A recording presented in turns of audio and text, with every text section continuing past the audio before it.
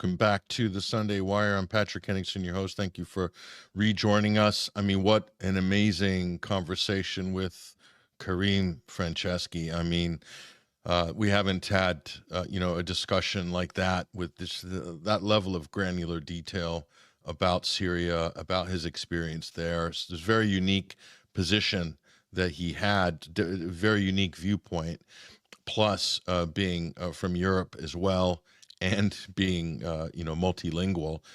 He is a great resource and obviously knows a lot about not just what's happening there and what is about to happen, but understanding the mechanics of it with so many different international actors at play. So again, big thank you to Kareem, and we'll try to continue that conversation, have a follow-up interview with him, getting a little more specific on a couple of key areas strategically about what's happening with the U.S. and Israel and an impending attack on Iran. We didn't get there during that discussion, but we will. We will come back to that. But seeing that we are in overdrive, I'm going to welcome one of our teammates up onto the stage right now, Bryan McClain, also known to some as Hesher, in a very strange environment. Looks like a tunnel. So, he's in a below a hospital, according to Netanyahu. Yep. Safest in a bunker, always. Yes, indeed. And I don't know if you caught any of that discussion. I mean, we went a little bit over. We went a lot over time on that. But, I was just really getting really involved in what he was talking about, because, the level of insight and detail that Kareem has on this situation, I think, is very unique. So it was a really valuable discussion, and I'm sure you could have a really interesting discussion with him as well, Hesher, because he was getting into the logistics of firearms and heavy equipment and military tactics as well. But I found that to be one of the better discussions we've had on that subject in a long time. Oh yeah, I was admiring the Mosin Nagant in the photo there. A good friend of ours. I'm not going to call him out, but a good friend of ours owns a Mosin Nagant. I've got to shoot it before. It's really fun to shoot. I don't know if it's necessarily something I would want to take into modern warfare. So that really says something about the grit there of Kareem and many other soldiers out there using dated materials. So I had an interesting time with that. And yeah, I also found the discussion about Turkey near the end there to be valuable and interesting, because I've been trying to understand what's going on there, especially with the jailing of the main opposition. And I've always been interested in sort of that, neo-Ottoman Empire. What would that look like? So I feel like I got a bit more context in my thinking on that. So it was a really good discussion. Appreciate you guys for that. Yeah, and Turkey's becoming incredibly important, a real pivot for the new Middle East, and of course the situation in Ukraine and with Russia. Turkey is very much underpinning a lot of the geopolitics of that as well. So increasingly important, and we've assembled quite a few people that we think are some of the best on that topic, which we'll be bringing on. So hopefully we'll have some good roundtable discussions about that. Obviously, we're praying, Kesha, that this isn't going to careen into World War III. That's just the subtext of all this. So just so people are clear, we don't want to see that happen. Absolutely. We'd like the analysis to be somewhat, on the side of all of that potential, talking about how we can put the region back together and have some peace and stability. But things are looking very dicey at the moment between Tel Aviv, Tehran, and Washington right now. I'm not, and just start off with the U.S. conversation, Hesher. I'm not terribly optimistic about what I'm seeing from the Trump administration. I'm not optimistic about the Palestinian-Israeli negotiations.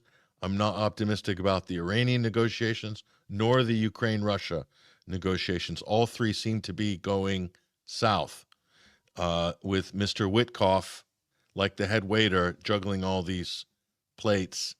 But potentially he could drop all of them.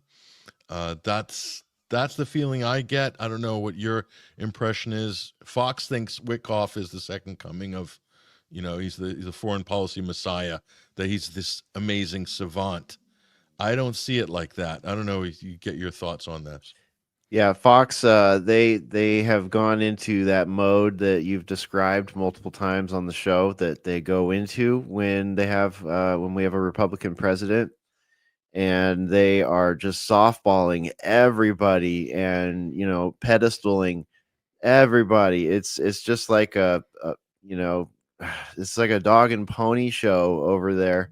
I watched Bongino on there, and to watch Fox just pump the brakes at the same speed as Bongino and Patel about Epstein and all this. I mean, it's just like, I don't know, man. It's kind of a sad sight to watch Fox go into low gear. I mean, they're always, not like they're great all the time anyways, but at least when there's an opposition presidency, they they get their jabs in. You get sort of that like Sky News sort of kitschy, like I don't know. It can be mildly entertaining and sometimes informative, sometimes here and there, but now it's just like, yeah, I can't even hardly tune in. It's just like all their old buddies too. It's like they're bringing in all these people from the Trump administration to talk, Yeah. and they're all their old colleagues. It's like it just doesn't feel like reporting journalism or news at all. God. It's the nightmare of nightmares. I mean, Tammy Bruce, Pete Hegseth. There's about half a dozen others. Like, that's the new Trump, to get his cabinet raided the Fox canteen cabinet, basically, to staff. It's embarrassing, actually. And you're right. The worst part about that, Hesher, is our former colleague Pete Hegseth used to be on Fox and Friends, and now he's the head of the Pentagon. I mean, what world are we living in here? I don't know. It just seems too weird, and it's not really good for the country. These aren't the best qualified people. They're not the smartest. Certainly not the most experienced. So I'd say, what the hell are they doing there? It's just another reality. It seems like it's another reality TV show. You can't run the United States of America like that. There's going to be consequences. I think we're seeing some of the consequences, actually, of this. I mean, Yemen didn't go very well. Has Hegseth been fired for, is the worst defeat the United States has suffered militarily, I think, in my lifetime, I guess. I mean, Afghanistan doesn't count because that was a 25-year NATO, quagmire, if you will, a separate discussion. But this sort of hit and run with Yemen, it was a disaster. And Hegseth is in charge, right? But according to his Fox bros and all the supporters on the internet, Hesher, it's not his fault. It's not fault. So first he's in charge and he's wonderful. Then they get their ass kicked by the Houthis, and it's not Hegseth, had nothing to do with it.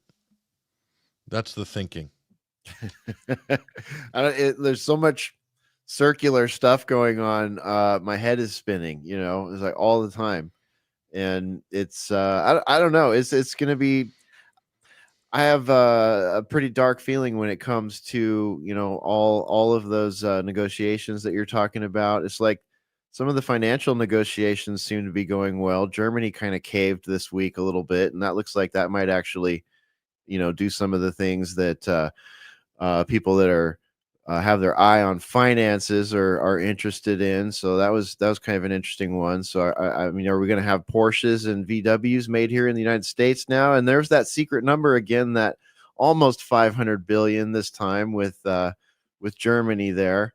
So maybe there's some semi good things going on. But when you look at Syria, you look at what's going on in the Middle East, Palestine, Ukraine, it's kind of looks like it's unraveling a little bit, and it's almost like it's unraveling to plan and on time. You know what I mean? It almost feels sort of or like there's a symphony happening here, some sort of symphonic breakdown of all of the most unstable parts, of geopolitical policy. It could end up in sectarian or even international world war. So, we're all kind of on the edges of our seats here, just waiting to see what, what, if anything, or, where, why this is going to pop off. Maybe it just won't. Maybe it's going to, go back to its normal level of slow boil destabilization.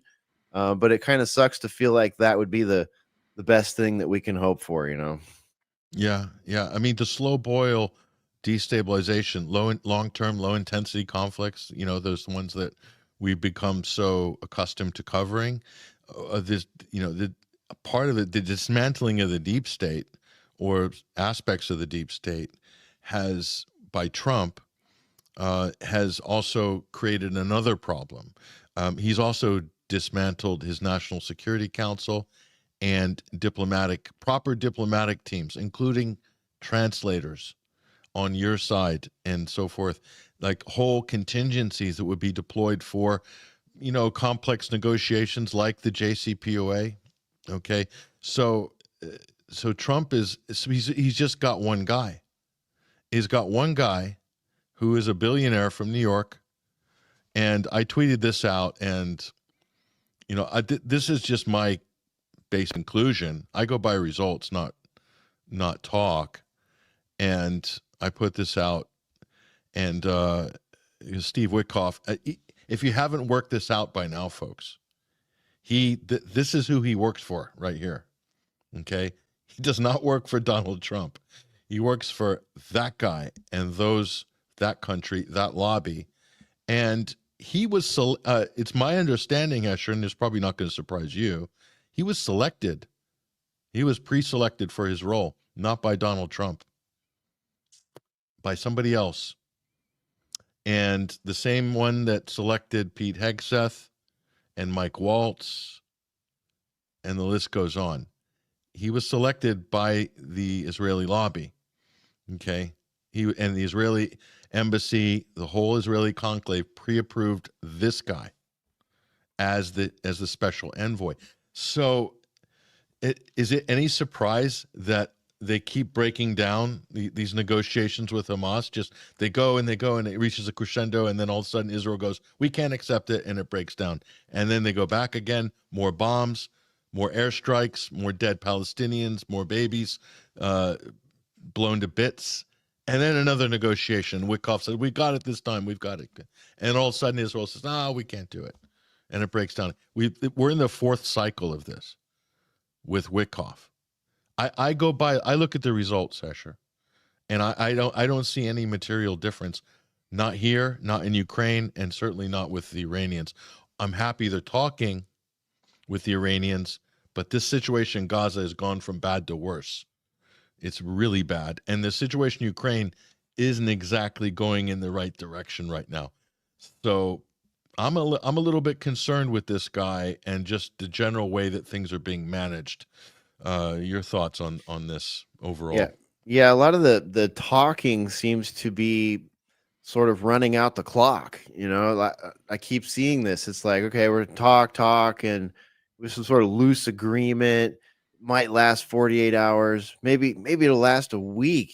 Gosh, maybe we could get some water, some medicine. I don't know, some stuff like that. Not like there's a hospital to drop the medicine off at anymore, but some kind of aid. Then no, that breaks down to, and you look at like Ukraine, for example, the Minsk Accords completely ignored, signed after, long, painful talks and all that, promises made, and then ignored, to the toll of, many deaths. So this seems to just be like a tactic or some sort of hang up that the public just is supposed to get used to, get used to this, for years on end, or expect that this time it'll be different after all of the failed ones. So it seems like intentional, stretching out of the timeline to me while pieces are moved on the geopolitical grand chessboard. Yeah, I think that's what's going on. I think that's kind of like what Witkoff is doing. So what they're doing is trying to get more advanced weapons into the hands of the Ukrainians. And in Gaza, it's obvious what they're doing. They want to get. I'll bring the map up on screen here. I think we've got the end game. So here it is. Yeah, basically kill zones, concentration camps, and eventually ethnic cleansing. But this whole aid debacle, distribution sites with these American mercenaries working with the Israelis, the Gaza Humanitarian Foundation, which we've exposed thoroughly this past week on the Midweek Wire, plus on the UK column on Friday. And it's that, that's kind of like what they're buying for time for, to wreck the remaining buildings in Gaza and kill and displace as many of the native Palestinian population as possible. I know that sounds a little bit crazy and disgusting and horrible, but I again, Hesher, I go by results, and the talk is fine. Keep everyone's saying this, saying that, but I'm looking at the maps, I'm looking at the results, the death toll. It's not going in a good direction. So it's like at some point, but according to Fox, things are going amazing. This is the golden age of foreign policy. The Abraham Accords are bringing peace to the Middle East, and it's all going really well. Trump was with, the Arabs. There he is with MBS, looking on as Donald embraces his new buddy, his very strong past, very strong man, very handsome. There it is, the founder of Al Qaeda in Syria. I never thought I'd see the day, but anyway, yeah, it's all going swimmingly well. So how long can they keep this propaganda facade up? Because at some point, the Ukrainians just attacked a Russian nuclear submarine facility this morning, nuclear deterrent and long-range bomber base. That's messing around with your nuclear deterrent. I don't like what probably is going to be coming next. Well, remember in October last year, we were covering the Russian nuclear doctrine updates. They were very specific. They were very clear. They were very easy to read. And they discussed blocks and allies and things like that, and what a response would be if something maybe potentially like this were to happen, and intelligence were to lead to that attack being done in concert with a block of other countries.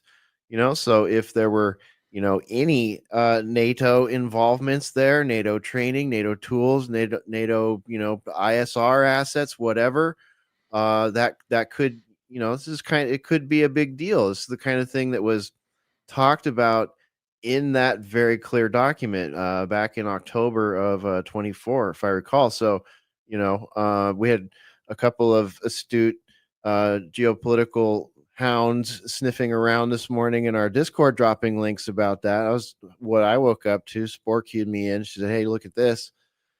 So that's a big red flag right there. That's a big part of what we're talking about right here with the geopolitical situation sort of potentially declining in all these locations. No, absolutely. And so they're trying to negotiate this ceasefire or something or other. And just as they're making progress, as if by magic, Ukraine's hitting targets deep into Russian territory, into Siberia, into the Arctic region as well. They have to be getting assistance from NATO, I would imagine, at that distance. I just sort of think that's probably, the case. We'll bring one of those stories up on screen here so you guys can have a look. But I don't think this is totally solo on the part of Ukraine. There's one right there. Russian Arctic region under drone attack. Air defenses have been activated in the Murmansk region, according to their correspondent, the local government, actually. So UAVs coming from where? From Ukraine. That's a long distance over quite a few different countries. So, yeah. Do you think this is the art of the deal? Is this how their U.S. is trying to get leverage for negotiations? Is this how you deal with the Russians? You hit them hard, hoping that they're going to capitulate, and you get a better deal for Zelensky? I don't think so. No, I don't either. And as far as it was just what 2-3 weeks ago, I was hearing Zelensky was now like softening on the talks and going to sign the mineral deal and talking about a ceasefire. This is not the action of someone who is actually thinking that. And someone asked me at the time, do you think that's real? And I said, no, there's no way that this Zelensky character, there's no way the green comedian is going to just change his mind on this. I mean, he's out of his mind clearly, or at least we're being presented with someone that appears to be out of his mind. And these actions, I agree. I don't think they could do it on their own. Maybe they can at this point, but it sure seems like the kind of thing that they would be doing in concert with other people and information. I think so. Well, according to this is RT, so that's basically going to be the Russia official statement or position on it. They're calling these terrorist attacks, quote, the Kiev regime is ultimately responsible for the strikes. So there's other networks being deployed here. And, the CIA have very long-standing, deep networks in Dagestan, Chechnya, all of these former, quote, breakaway regions previously. And we saw the Crocus City Hall terrorist attack a year ago at the beginning of April, end of March, that sort of period there. And that was, I think, a cell that had been cycled through Ukraine, Uzbek terrorists and from Tajiks and so forth. So it's kind of like tangential to, Al Qaeda type networks that they're being activated here. So this is military airfields in 5 Russian regions. So if this happened to the United States, Hesher, Matt, let's change the headline, Hesher. Let's say, should we say China, or let's just say, Russia, or, whatever, Cuba, attacks 5 U.S. airfields in 5 American regions of the continental United States. What would be the response from Washington, any administration? What do you think? Well, I mean, it would rival something like, the when COVID arrived or something like that. All channels would be pumping it 24/7. They would have the crazy music going for it. They would have all the backsplashes and tickers all tuned for it, and they would be running military propaganda. They would immediately start running war propaganda. So it's and the fact that this is sort of like, oh, this happened this morning. There's like a whisper in the media that like this is now what's been done with our partial $300 billion contribution to it, which that in and of itself could factor into the Russian nuclear response policy that I was talking to. Like they don't need to prove that that Poland or Germany or UK or United States special forces went in there and flew a Predator drone over the site and gave them the coordinates or whatever. They don't need to prove any of that. Like we've already given them $300 billion. We've given them tanks. Have given them fighter jets yet? Is that still on the board? I don't know, but it doesn't even matter at this point. We are a block with them basically. As the way I read Putin's nuclear document, we're part of the block that they're talking about. Me, you, UK, Poland, Germany, all of us NATO countries. Yeah, our leaders are painting a big fat target on all of us, basically. Yeah, and they've got underground bunkers and private islands and whatnot. So look at this. Collapse of 2 bridges in Russia. acts of sabotage, according to the Russian government. So we're looking at a major offensive here against Russia in the last 24 hours. And they took down this bridge with people on, okay, with a passenger train. And I think many people have died so far, killing 71 injured. So we're about to go, Hesher, from a special military operation to a declaration of war for Moscow. And is this not what they want? It seems like this is what the maniacs, the crazies in Brussels want. Definitely Frederick Merz wants war. The Germans they didn't get enough in World War II of the Russians. They want more. And the United States, yeah, they bring it on. I mean, when does America not like a good war? And they've spun one up here. This is not good. I don't like what's coming next. I'm really not liking it at all. Have any Western leaders addressed this and condemned Ukraine for doing this? That's a good question. That's a good question. What would be the sensible thing to do? That would be the smart thing to do if you cared about your people, considering, if you cared about your people and you have good national security and advisors who actually have read the nuclear doctrine from the opposing nuclear superpower, which, we would assume is happening, right? I mean, all $1 trillion DOD budget, an endless black bag budget for all the intelligence agencies. We could assume that somebody's read these documents, right? And that they would know that this has put a target on our backs, and that this could get ugly, and would insist that Western world leaders say, hey, we weren't part of this. We condemn this. We're not going to support Ukraine anymore. But I haven't even heard a whisper. I'm barely seeing anything in Western media. Nothing like that, certainly. Just, almost like the ones I have seen of it are almost cheering it on. It's like the tone in their voice raises and all that good stuff, like they're reporting good news or something, not like they're reporting news that puts a target on everybody's back. Yeah, I mean, in the old days, well, even during the Cold War, there'd be a call from the U.S. president, we're sorry about the loss, really sorry, unless, of course, the U.S. is involved in it, then they won't make that call. So that worries me.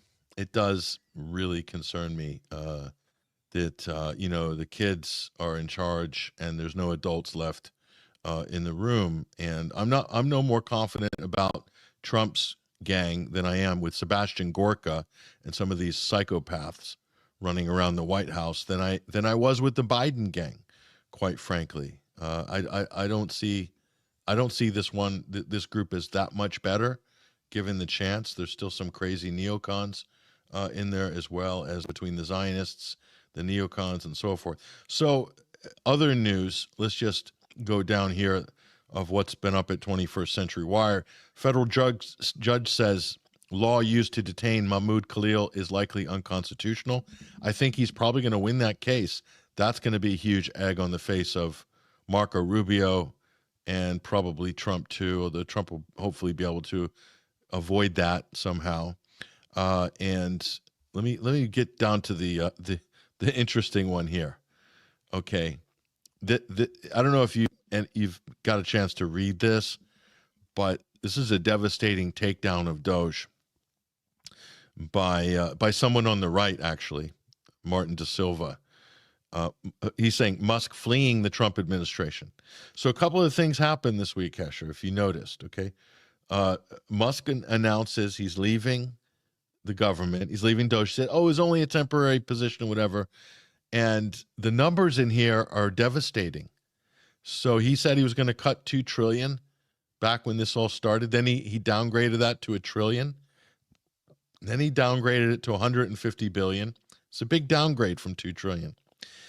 And now we find out that DOGE is probably going to end up costing the federal government more than it saved through rehiring all the people that Elon and his band of data analysts, adolescent data analysts, and big balls. Find folks like big balls. Yeah, like big balls. It's going to cost them quite a lot. They absolutely lied about some of the savings. On one report, it says here they put 8 billion instead of 8 million. It was a contract. They just changed it from a million to a billion, and so they're fudging their numbers and crazy. And tax obviously collections way down because of the cuts in the IRS. So not everyone's going to protest about that for good reason, as you can imagine. But still, the government's taking in less money, and then he's ramping up the defense budget. So DOGE saved no money from the last year of Biden, and by the end of the year, the overruns are expected to be much higher than Biden's last year in office. So that's DOGE. It's going to end up costing the taxpayer. There he is with crypto scammer Javier Milei, with the chainsaw. So what was all this, Hesher? And then there's the white genocide debacle. Don't even want to get into that. So all that happened in the last week. I mean, and here's Elon basically lamenting that, that Trump shouldn't have, he's done the wrong thing, and he's basically saying DOGE made no difference. He's disappointed in Trump's big, beautiful bill. What did you think was going to happen? I mean, we've been watching the federal government for a long time, Hesher. What country has Elon been? Has he not been paying attention to how the U.S. government operates? I don't know. I mean, they raised what are we, like 4 or 5 months into this? They raised the DOD budget up to $1 trillion. It was up at 800 and some odd billion. That got raised to $1 trillion. So that just was sort of a shell game for whatever amount of that money was. I mean, that amount of money that they raised that by might even be more than DOGE actually saved. And I'm afraid they're probably not going to actually rehire a lot of those people. I think they're going to just use AI agents probably to do as many of those jobs as they can, and then figure out how they can get rid of even more of them. So there's a good chance that a big part of this was a big slash and burn of positions that they wanted to get rid of so that they could replace with AI. And I think that's probably, unfortunately, same for the IRS, because we're seeing reports about AI being employed at the IRS. So we thought the 70,000 new armed IRS agents was scary. Well, how about Skynet IRS? How's that sound? Wow. So Elon, the big conservative, he's real conservative. He's a technocrat. And what does he sell? He's got AI to sell. How about that? How fortunate. Yeah, him and Peter Thiel, Alex Karp, the tech bros. Trump has let them in. Isn't the first time Trump has let in some crazy technocrats to basically run roughshod over all of our civil liberties? I mean, what was that thing called in his first term? Wasn't that Operation Warp Speed? Yeah. And Fauci? I remember that, but the Republicans seem to have forgotten it. Still never got an apology for that either. We were all, apparently we're supposed to just let that slip into the memory hole, but according to even government figures now, it's up to maybe 500,000 people that may have lost their lives to some of these products and some of the things that came of that very initiative. A huge, massive number nobody wants to talk about.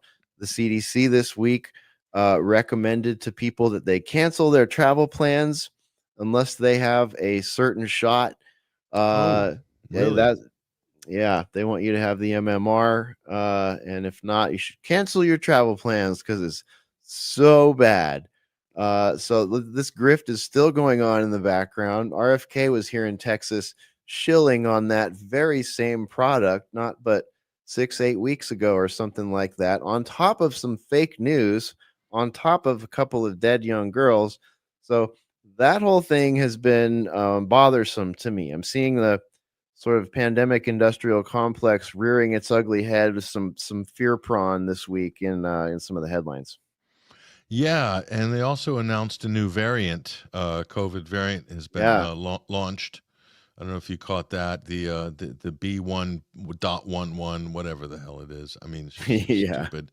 Apparently, it's coming out of China. They've somehow figured out that it's It's from China. I mean, just totally retarded. Sounds like a Star Wars droid. Yeah. Let me see if I can bring that variant up on screen here. I don't know. I've got to. Oh, I'll find it in a moment. But let's round off Elon. So, like, if you haven't seen this report, you guys, if you have any questions about DOGE and what they actually did or didn't do, it's all here. Like all the numbers, everything, the whole analysis. It's pretty bad. Like DOGE was basically a big scam. It was all for Elon's personal brand and to help Trump seem like he was being more efficient and, cutting waste, fraud, and abuse. Nothing of the sort. Nothing like that happened. And he's got us chasing a white genocide in South Africa that's not happening. That's all Elon, by the way. That was the whole white genocide thing with Trump and bringing the South African president over. That was all Elon, basically.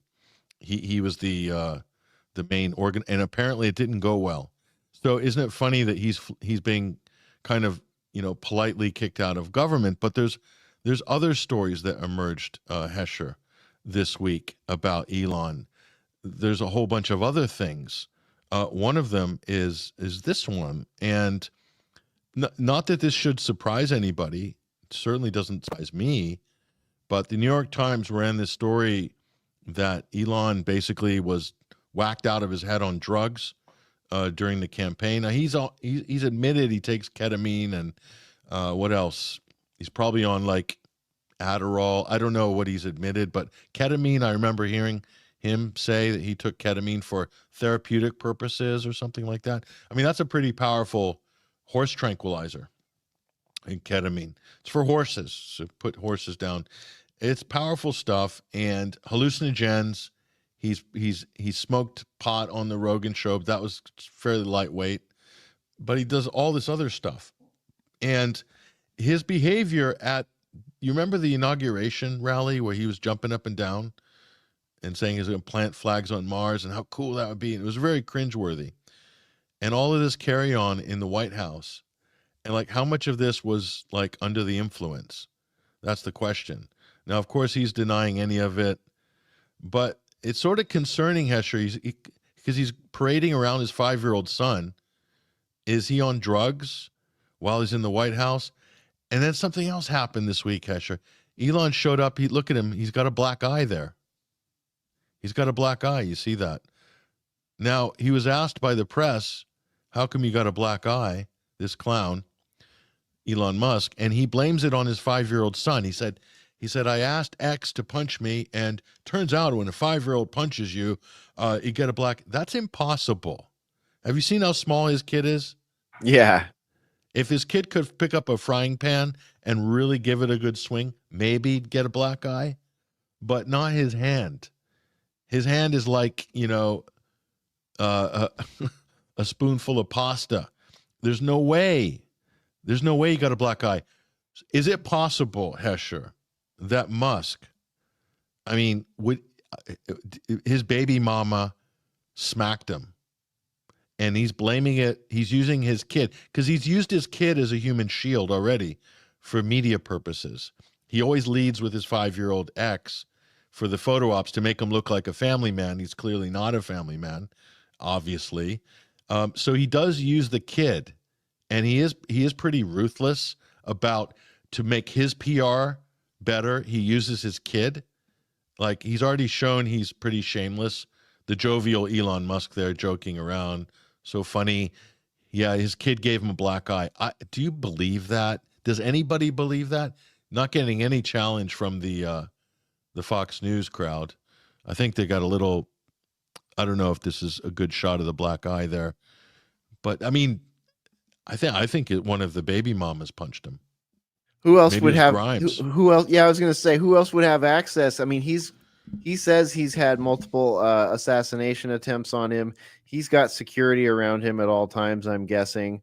We just had a CEO get rolled, I think, was it in Dallas? I'm not exactly sure where it happened, but there was a story about a CEO that got like a Bitcoin's, rich guy that got ambushed. And there's, I don't really know all the details, but it sounded like there were 2 off-duty detectives involved in it in some way, shape, or form. It was very interesting. But anyway, we know that people like him, high-profile people like him, have security around them pretty much most of the time. So I don't know who else would have access to sock him in the face, give him a black eye, unless it was like his MK Ultra handler or something like that. Seems like Grimes is a pretty good guess, but she's only one of what, like 14 baby mamas at this point. So we don't even Something do we like even that. know who all of them are? And what's the right wing influencer gal that's the latest baby mama? She Oh, Ashley Sinclair. yeah, Ashley Ashley. Sinclair. She's had some drama lately. I mean, I don't know. It doesn't seem like it would behoove any of them to punch him though, because he's sort of their cash cow. But he wouldn't want that to press to get out, I'm sure. So it's not like he would have him arrested or anything. I could see him getting decked by a woman because he has this insufferable, um, overgrown man-child quality to him, and he obviously is not loyal to anybody. He wouldn't have that many baby mamas and that many illegitimate children if you were loyal. So I mean that's probably, I can see, if I had to bet, it's one of his baby mamas. It's definitely not his 5-year-old kid. It's a solid That's bet. That's so weak that you would pawn that off. So if he's using the kid, is probably the mother of that kid. Yeah. And Well, that's Grimes. there is one other option. Perhaps he was on an airplane with Mr. Brigitte Macron. Oh yeah, yeah, that one. Yeah, could have been. There's a lot of that going on these days, right? Yeah. Did you see that? Oh my gosh, man. That was in the wake of the whole, 5 hours of Candace Owens journalism on that and what that's done to Macron and Brigitte in particular. That was just, I mean, too well timed, too epic. The whole just like, Heisman to the face and then the camera right there, just, and the precious. That was absolutely stunning piece of media. 2 seconds of media right there. Yeah, headline: Macron is assaulted by male assailant on airplane. I mean, that's how it should read anyway. Yeah, I mean his wife or husband, wife, whatever, really has the best plastic surgeon in the world.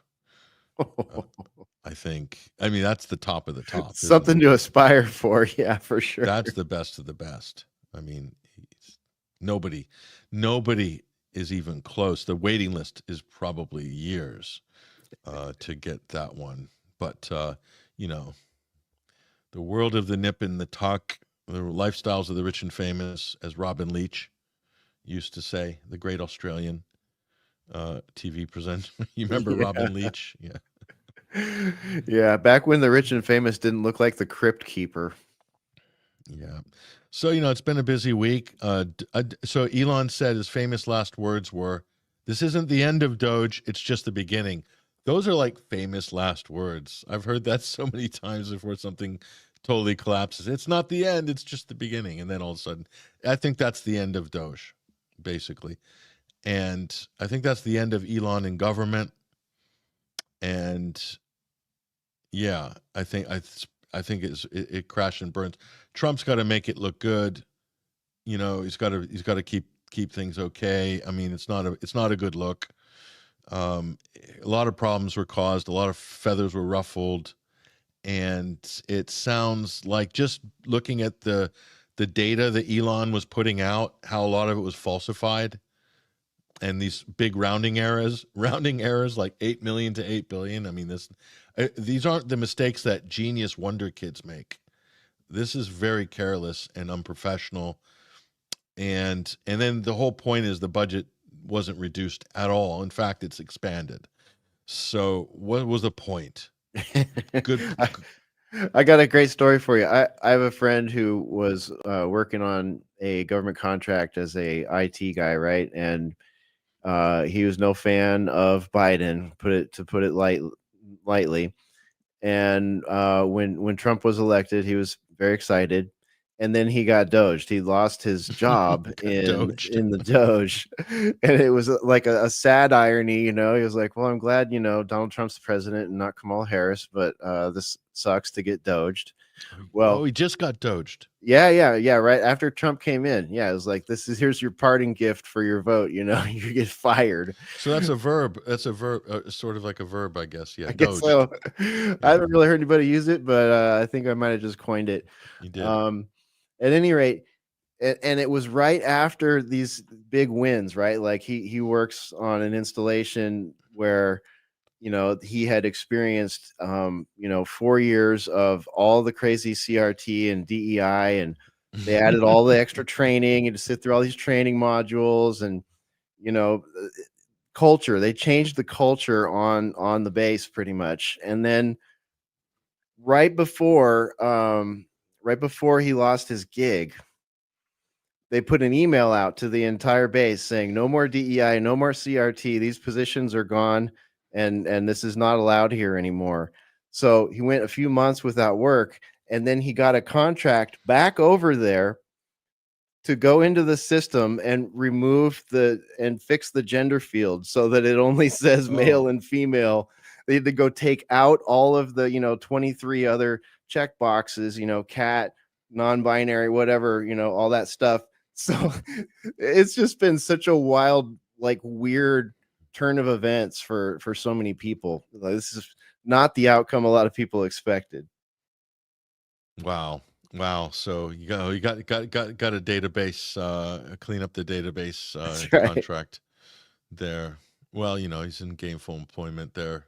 So, and again, there was this, what I read was that Elon was on this kind of ideological kind of mission, or he was trying to, had this kind of methodology that was sort of ideological based, and he was supposedly, so he targeted one, somebody who was receiving some federal funding or grant that was doing prison advocacy.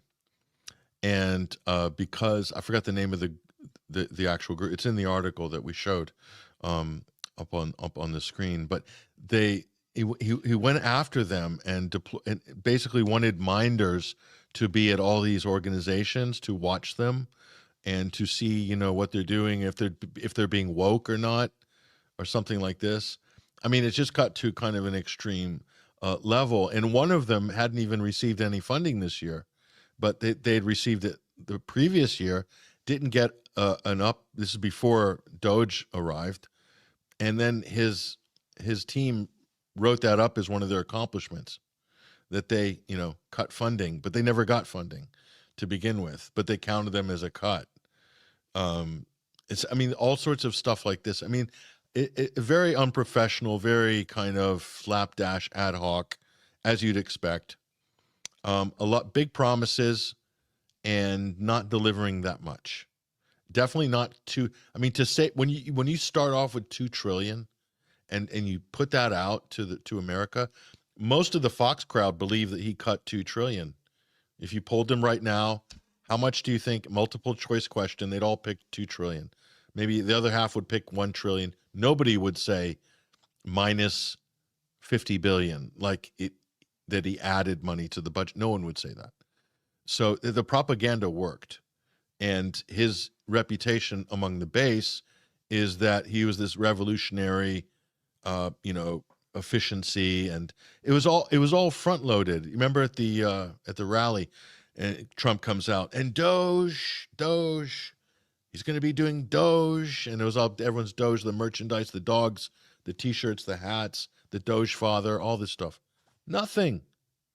It was just all pie in the sky. Nothing. No material benefit, except for what you said, Hesher. Preparing the groundwork for the technocracy. And so much fanfare. I mean, the fanfare, the dog and pony show aspect was just insane. And I would also be curious to know the financials behind the flip-flop of Tesla itself as sort of a greeny, liberal, progressive product to I mean, Spore and I literally have a friend who bought a Tesla, and he said, "Why did he said this to us? He goes, "Why did I buy a Tesla? Because F liberals." You know what I mean? And it's like, okay, so what are liberals buying now? Well, I know a liberal that just went and bought a Hyundai electric car. So it's like, well, who brought the new Hyundai factory and investments into the country? Oh, Donald Trump did. Do you think 500 billion, that $500 billion again? So Donald Trump brings a $500 allegedly a $500 billion Hyundai deal into the country. What that is, I believe, is factories and no tariffs and all this kind of stuff. Well, who's invested in those? That's the other thing we've noticed that Donald Trump has been caught on hot mics talking about how much money him and some of his partners have made on some of these policy changes, tariff wars, and all this stuff. So, he should be careful with that because he's been threatened with so much, attacked with so much lawfare. It's kind of like you're giving open goals to your political opponents to come after you to cause more of this sort of, hyper partisan polarization. And it certainly is having that effect. Those that don't like Orange Man are getting a lot of ammunition right now. But kind of just feels like there was a reshuffle of the whole like electric car thing, it just feels very calculated and like everybody stands to make money on it. And the people that are buying electric cars from different brands based on their identity politic are really not having any effect politically whatsoever and probably just enriching all of these lithium ion battery pushers. Yeah.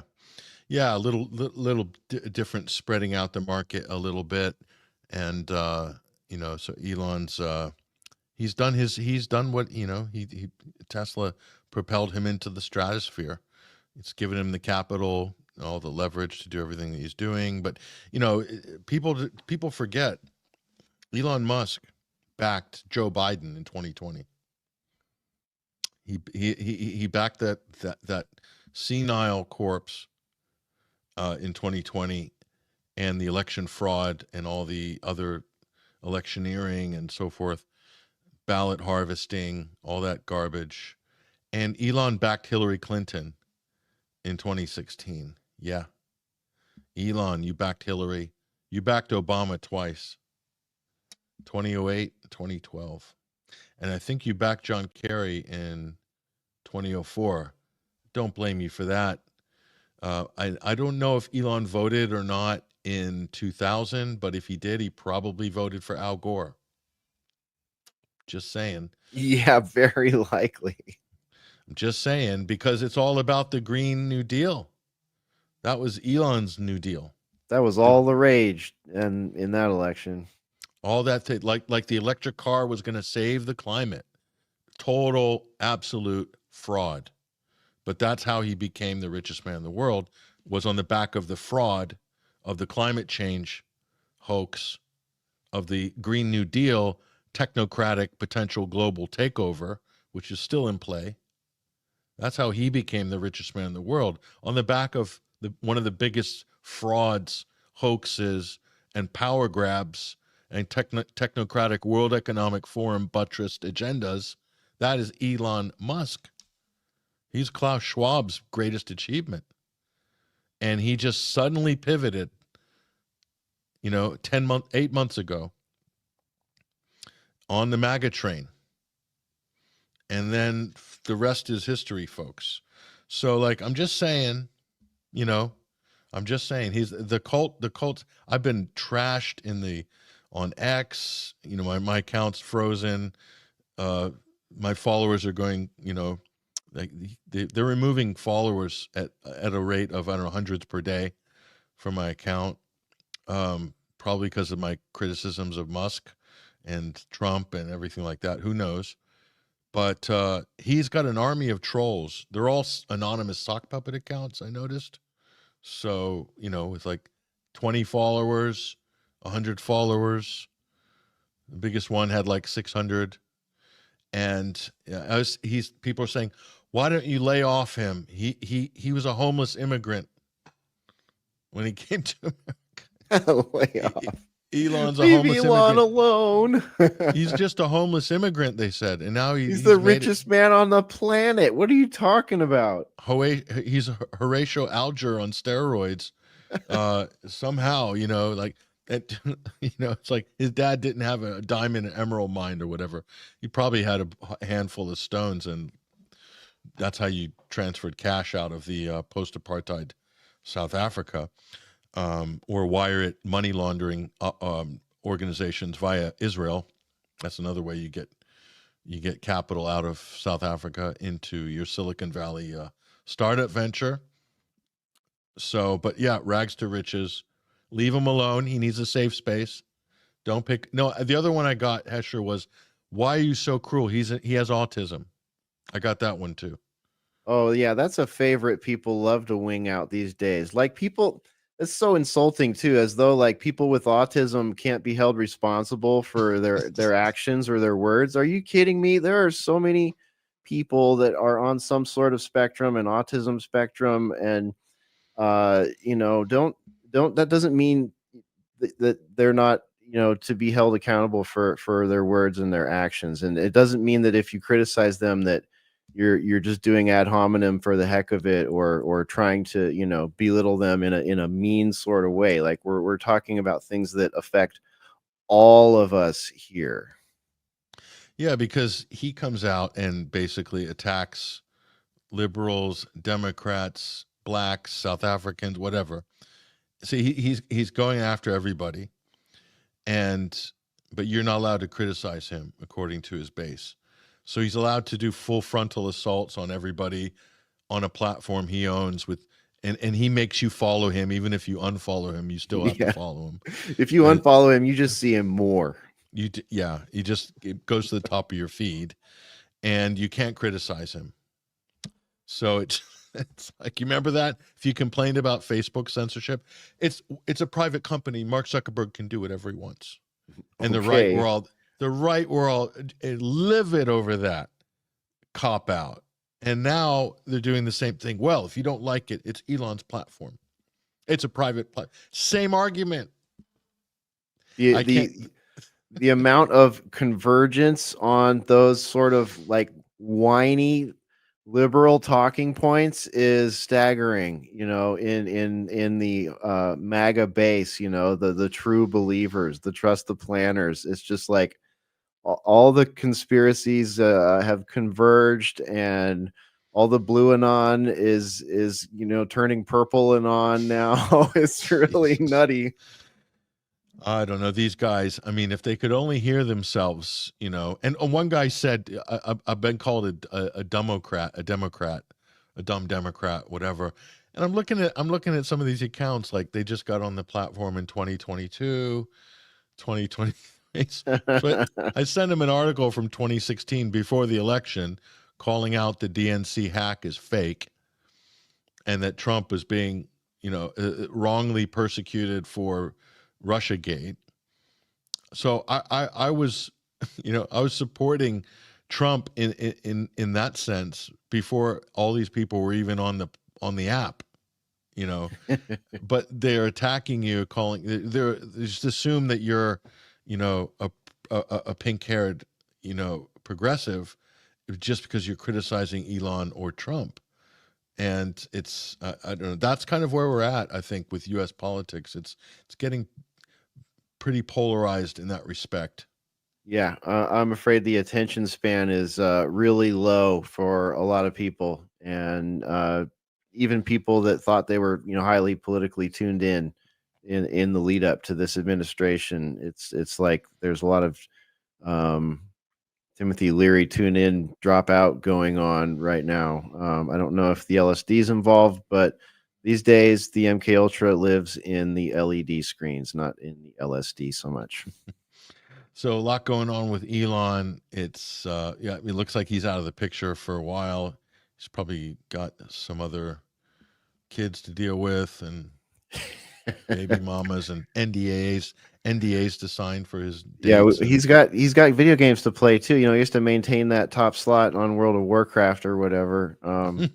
So there's that. Oh, We would be remiss if we did not shout out Whitebird, who in the Boiler Room Discord said, we're talking about Elon's black eye, said he joined the Harry Reid Black Eye Club. Harry used to show up for press conferences all the time with a shiner, and there is a whole thing out there. You can go get this debunked for you at PolitiFact or any casual crappy fact checker. But the question is, are black eyes on newsmakers evidence they're in the Illuminati?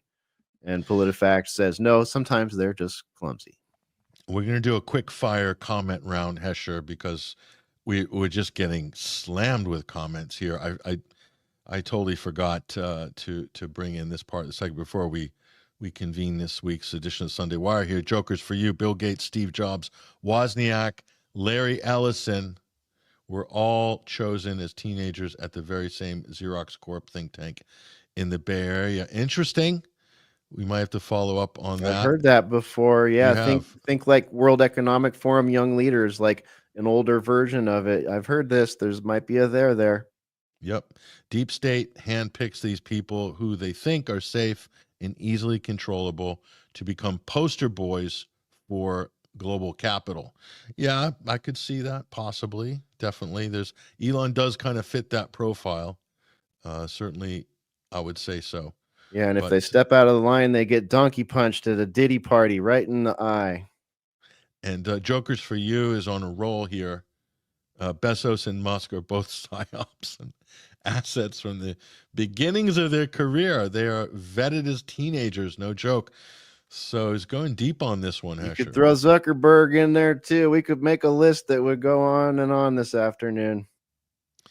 Here we go. And just to change gears, the Scotian doomer, Oreshnik incoming.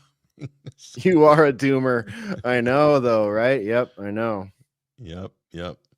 So we'll see what else we've got going on here. Who else have we got? Oh, we're here. Take a chance with this 2-pound tomato. Another neat thing to look into is the ethnicity of the legal advocates who helped Nelson and his necklacing advocate wife, Winnie. Oh, this is South Africa. Okay, so going after the ANC. So yes, I think that's a tired talking point that was retired long ago, that Nelson Mandela is a terrorist. So I guess I don't think so. I mean, so are the IRA and so are every other armed liberation movement in history. They were terrorists until they weren't. Look at Jolani. He's probably the prime example, isn't he? The most extreme example of that one. So here we go. Oh, there's so much profanity. I can't put a lot of these up on spicy in there. Yeah, I can't do it. Hold on for a minute. Let's see what else we got here. Yeah, there's just a lot of chaos in the comment sections this week. We're talking about, nuclear Armageddon. There's a lot of talk, a lot of dooming going on in the comments. Here we go. This is what we're looking for. I'm non-binary. It took years for me to come to terms and embrace my shit. And it's gone in a blip. Thanks, dumbass white people. I love this comment because it's so unfiltered and raw and authentic. So social emotional learning with Dr. Donnie. Thank you, Dr. Donnie. Thank you for sharing that with us and opening up in such an honest way. I really appreciate this, Hesher. That's good. This is great. So we're sorry about all of the removals of fields on databases about genders and whatnot. I know this is going to be tough, but you may, just for the moment anyway, until there's a Democrat back in power, you might have to pick male or female. Looks like you're probably a male. I'm just guessing. I could be wrong. And again, don't be offended if I got that wrong. But if there's only two choices and you had to pick male or female, looks like you're a guy. So you might just, for now anyway, for the remainder of the Trump term, opt into that male tick box. And who knows if Gavin Newsom's in or Kamala gets in 2028, You get a run of the spectrum again. Yeah. What do you think? Yeah, the pendulum will swing. You'll swing all over the place. It's swinging around the room. It's all about swinging. Oh my gosh. There's some Kamala feedback going on here. Here we go.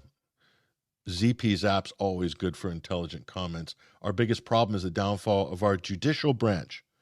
Under Trump, quote, reform to fascism. Oof, not very complimentary of Donald Trump's interference. It's kind of ironic, Hesher, because Trump was the victim of lawfare, total politicization of the judicial branch, total politicization to an extreme degree that is just one of the most dangerous and damning things I've ever seen in my life in politics. But the response of Trump, they're basically going to do their own version of this by literally attacking.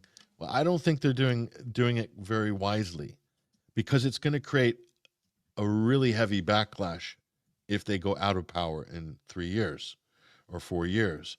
And it could be even more authoritarian. We've got this polarizing war going on in politics. And the casualties of this war are going to be our system of checks and balances. That's the danger. What do you think? Yeah. No, it's a huge problem. I agree with ZP's app here. And it seems to be an ongoing function. It seems to just get worse with every administration, almost like policymakers are trying to do this on purpose. It's almost like the red tape and all this stuff is maybe, I should just attribute it to negligence and stupidity and building corruption, but it almost feels like it's being done on purpose. And we have policymakers and party members in both parties who have made ridiculous suggestions, that would make it even worse, like packing the courts and the whole thing that has been done with the circuit courts, the way the circuit courts have been populated with partisan people who, many of whom don't even have experience as judges, that can literally stop policy or be the log jam in getting someone their constitutional right to a speedy trial. This kind of stuff. It's just it's broken. I've talked to a lot of lawyers about this. I've interviewed a lot on today's News Talk, The Pulse, and here at Alternate Current Radio also. And these are the kind of things that could be fixed. And if an administration was serious about getting this back to where it's a functional, because it's one of the pillars of our government. It's one of the checks and balances, and the other two are clearly corrupt and clearly screwed up. And this is the one that should be disallowing them from running roughshod on people. And this is the one that didn't do that. That system did not do that during 2020 to 2022 and a half at all. And they allowed so much crazy lawfare to happen, politicized lawfare to happen. And we were told that this administration was going to stop that and disallow it from continuing to happen in future administrations. And I certainly hope that the MAGA crowd holds them to that, because it's a pretty big promise and it's a pretty big problem. Yeah, like Caroline Levitt, the spokesmodel, the whatever press secretary, I'm not sure. I call her a spokesmodel because that's kind of like what Trump likes to have in those positions. Remember, I think Newert was the other sort of Cameron Diaz doppelganger in the last term. But she basically saying, these judges, America didn't vote for these judges, and they're getting in the way of Trump's policy. You hear this talking point. Fox loves this one. That's not how the judges ruled. They ruled on due process. And due process is a constitutional issue. So the judiciary should not be political, not right or left. They should just be constitutional. And as far as I could see, those judges were ruling on due process. And that's in everyone's interest. That's in everyone's interest, including the right, including Trump himself, because he was a victim of no due process through the politicized courts. So I don't like the way that just because something goes against let's face it, the ham-fisted immigration showboating by Rubio and these guys, it is cutting into, constitutional due process, and some of that stuff's being pushed back, as we showed with Mahmoud Khalil and others, and it's against the First Amendment in the case of those foreign student protesters and so forth. Rubio's taking it. He's now wanting to ban Chinese international students. So they're going in a certain direction on this. I don't like it, and I hope it doesn't continue in this direction, but somehow I think it will.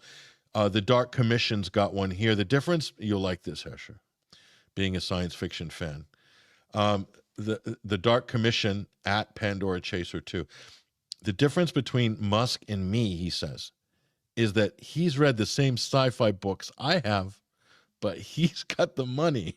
I think he's definitely Dunning-Kruger, just hires the experts. A lot of people have said the same, that he's a front man. Possible. Mm-hmm. Yeah, people have a hard time believing that this guy has untold government contracts, works in space engineering, rocket launching, the most innovative electric car company in the United States, has time for side projects like boring giant holes into the earth and making tunnels in bedrock. It's just a little side hustle. And on top of that, has the amount of time to be a top tier video gamer. I don't know if you folks know any top tier video gamers, and maybe you do. Maybe you have some idea of how much time they spend sitting on their butt in front of a screen to maintain said position. Of course, there are rumors that Elon pays people to play on his account, so that he would never do that. Could be a thing. I don't know. Elon would never pay someone to do his work for him. Oh, are you kidding Hire me? The experts. Hire the experts. And Elon, if we're correct, Patrick, we were talking about, did he vote for Al Gore back in 2000?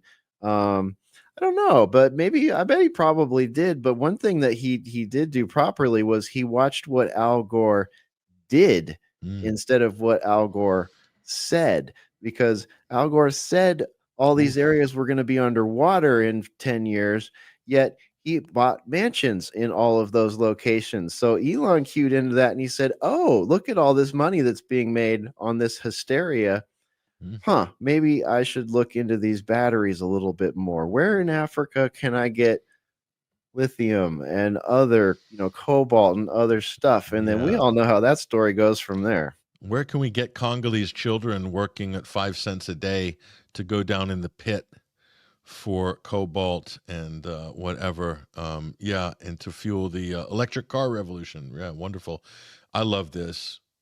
It's almost good enough to go out on here. Elon, he wears his kid as part of his costume in place of the hat at times. So true. So true. I mean, it's just old already. The whole shtick with the kid on the shoulders, it's too much, basically. Thank you for that, Mr. ZP Zap here. They're all piling in on Elon here. Elon is far too busy cage fighting 5-year-olds. And losing, apparently. Or cage fighting baby mamas. It's debatable. Wasn't it just a year or two ago he was telling us he was going to fight Zuckerberg, and now he's getting beat up by his 5-year-old? Holy, you're right. Did he challenged Zuckerberg to a fight, right? Yeah. And then Zuckerberg went and trained for it, and Elon didn't. Elon was eating burgers, and then he canceled it. That was a little bit of a chicken out, wasn't it? Yeah, it was. That wasn't going to happen. Zuckerberg would have kicked his ass. I think so. Zuckerberg looked like he was in fighting shape. I'm not a fan of Mark Zuckerberg, trust me on that. But he looked like he was fit. He probably hired the best MMA trainer, got in fighting shape, and would probably whoop Elon pretty bad. I mean, if his baby mom is giving him shiner, certainly Zuckerberg would have worked him. Yeah, he lives in Hawaii. I think there's some pretty good jiu-jitsu houses in Hawaii, and I've seen pictures of him in some of them. I don't know if he still does that, but he definitely he might have taken that seriously for a minute there until he saw Elon. Look at this. Kirk Lazarus weighing in here. Elon's granddaddy was a eugenicist technocrat. Apple doesn't fall far from the tree. True. He's the founder of the technocracy movement. His granddad, Elon Musk's grandfather, the technocracy movement. They were banned in Canada. They kicked him out and they had to go to apartheid South Africa. That's how bad things were for that party. That's true. And the apple doesn't normally fall far from the tree. Oh, here we go. Last but not least, and this is you from Texas should be able to verify whether this is true or false. Texas residents near the Musk data center may lose their land to eminent domain for its expansion. Wow. Is that the case? Could that happen?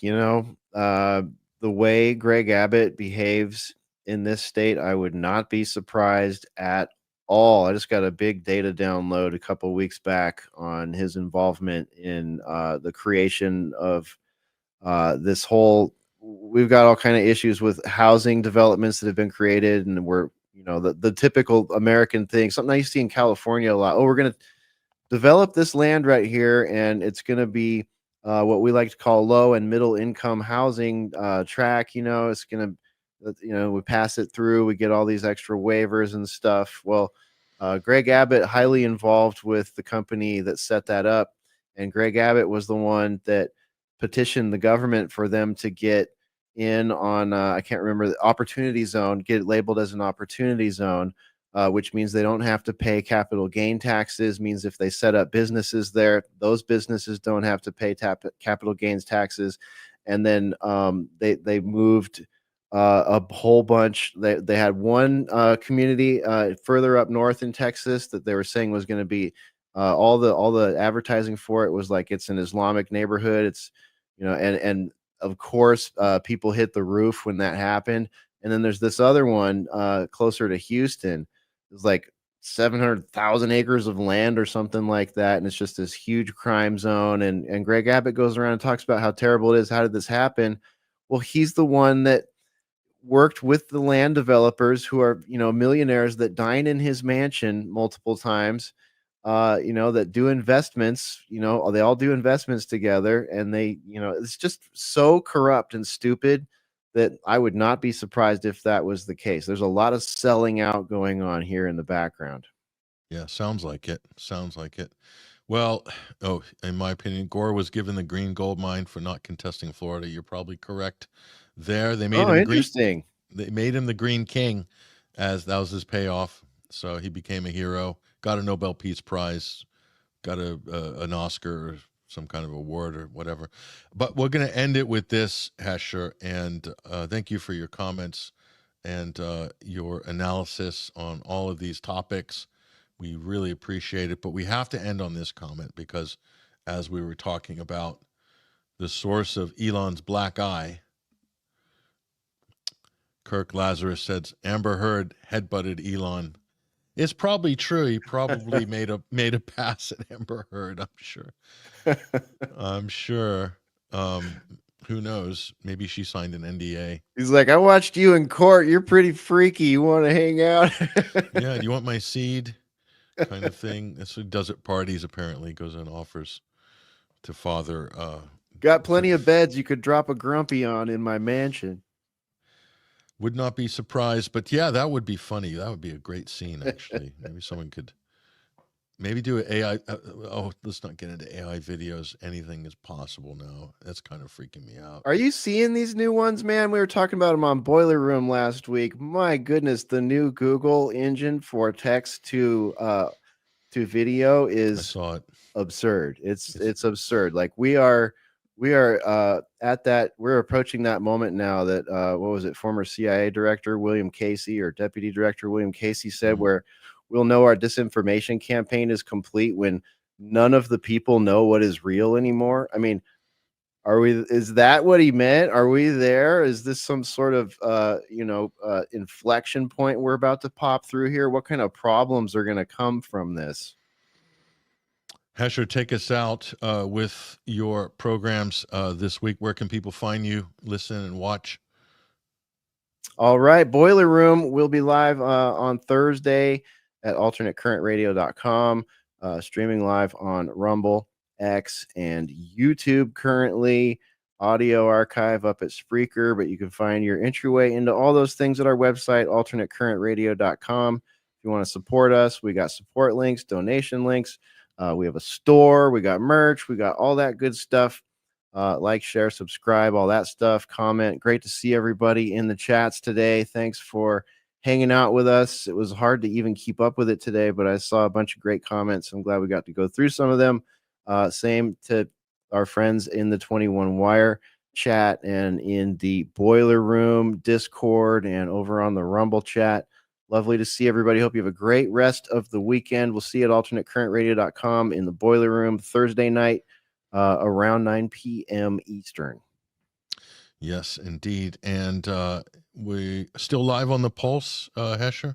They're reformatting some of the tech over there, some of the broadcast tech, and I'm looking forward to getting back on it.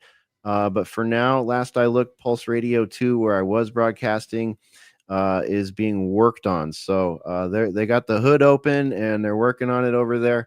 And as soon as my slot opens back up, I'll be back with the Pulse. But Mike Ryan is broadcasting over there. Shout out to Mike. At night, good to see, at least for me, it's at nighttime. Stay up late enough, I can catch the Mike Ryan show over at the Pulse.today. So we encourage you to do the same thing to keep up with what's going on over there. Yeah, thank you for that. Thank you for joining us, and thank you, Hesher, and a big thank you to our special guest, for Karim Franceschi from Italy, coming in live with unbelievable and great analysis. And again, you want to follow Karim on X. There's his profile at Karim Franceschi. There, he is a formidable Middle East analysis from his particular perspective. Very, very informative, very enlightening. Really appreciate him joining us. That's all we've got time for, folks. And again, thank you to everybody in the comment sections for participating and weighing in. Appreciate your feedback. And of course, as always, if you like the type of content we're putting out, you like these shows, this analysis, these guests, support 21stcenturywire.com. There's different ways you can support us. Of course, we'd prefer if you'd subscribe and become a member at 21wire.tv. Just go to the donate page, donate here. That's on our website, upper left-hand corner. You'll see the yellow gold button. That's where you hit. Different options there, crypto, different coins, and again, PayPal, etc., all the usual avenues there. So support independent media, also support Alternate Current Radio as well. There's a link to ACR, Alternate Current Radio, on our show page. Independent media needs your help now more than ever. And if you like the Midweek Wire, our new program, which we're putting out every week as well, and more to come. We're working on doing a lot more. So we want to do more. We need your help to do it. So those of you who've jumped in to help us, listen, we really, really appreciate it. But this is still our main program, the Sunday Wire, every week, 12 till 3 Eastern Standard Time in the U.S., 5 till 8 UK time. And again, I'm your host. You can go to the archives at 21stcenturywire.com and listen back to all the episodes as well. So thank you very much for everybody who's doing that. That's all we've got time for today. Thank you for joining us on the Sunday Wire this week. It has been real. And we'll leave you with the music of our friend Joseph Arthur. Still waiting for that ceasefire. Maybe it'll come this week. Take care. All the best.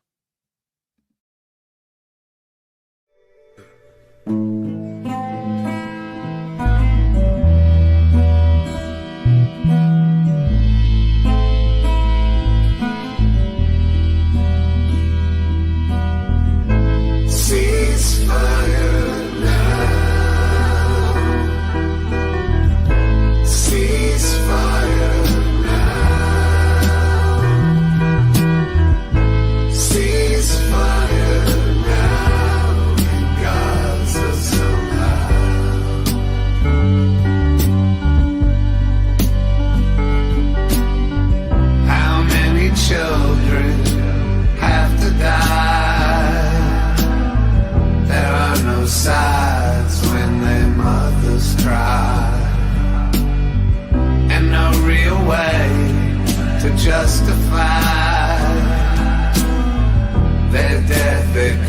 comes from an evil sky. Ceasefire now. Ceasefire now. Ceasefire now in Gaza somehow.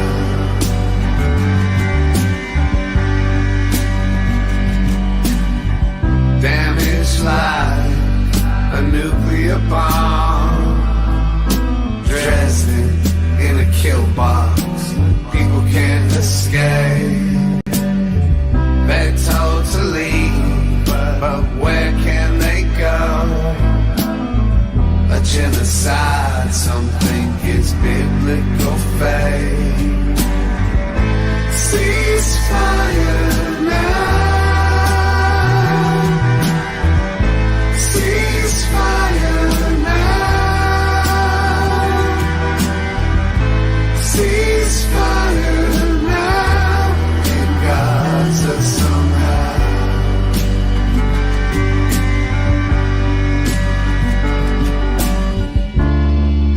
Cause this might be the last time to raise a hand about who we are. What's this say about who we are?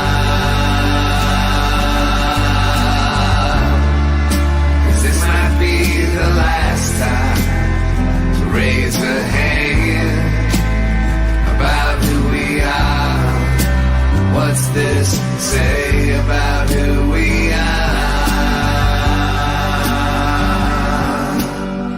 Digital images and digital lies cut out their heart along with their supply.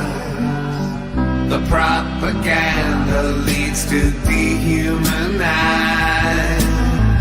our fellow humans and silence their cries.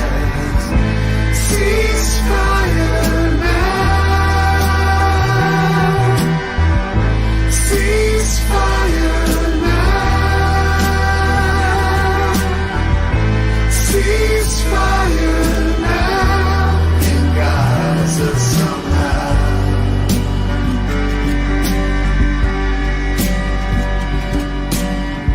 Without equality, there will always be war. We have all the history to see how it's happened before. Travel as equals, equality for all, or else mankind will surely fall. Ceasefire now. Ceasefire now. Ceasefire now in Gaza somehow.